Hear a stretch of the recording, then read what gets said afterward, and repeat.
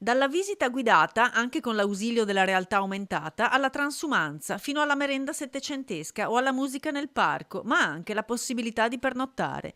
La giornata delle Ville Venete ripropone nel weekend l'incredibile opportunità di esplorare l'entroterra, scoprendo la storia e l'eredità della Serenissima Repubblica di Venezia, che a partire dal Cinquecento ha impreziosito il territorio e il paesaggio in modo straordinario, promuovendo architetti e pittori che rimarranno nella storia dell'umanità.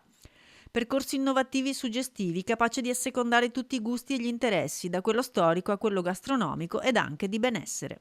In modo particolare quello che vogliamo è che chiunque venga a visitarci si senta parte di questa storia meravigliosa delle Ville Venete e che porti con sé un ricordo, che sia il foliage, che siano gli affreschi, che sia una degustazione, un momento veramente importante. Sono oltre 100 le ville che apriranno le porte nel weekend, nel Trevigiano saranno 21 che offriranno 41 esperienze, dagli itinerari tra natura, architettura, musica e gusto, alle colazioni, ai giochi e all'atelier d'arte.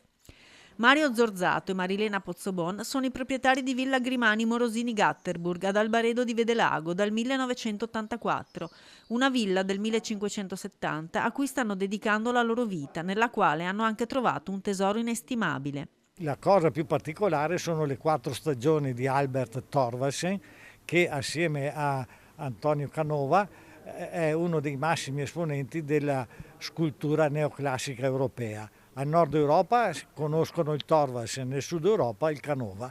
Comunque questa è la cosa più importante.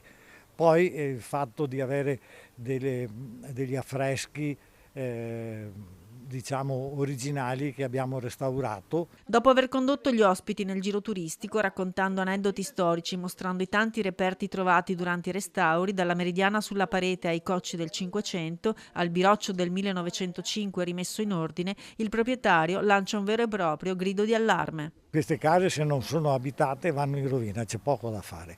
Bisogna capirle e abitarle. Quello che io e mia moglie abbiamo fatto finora da 40 anni a questa parte e pensiamo di continuare ancora.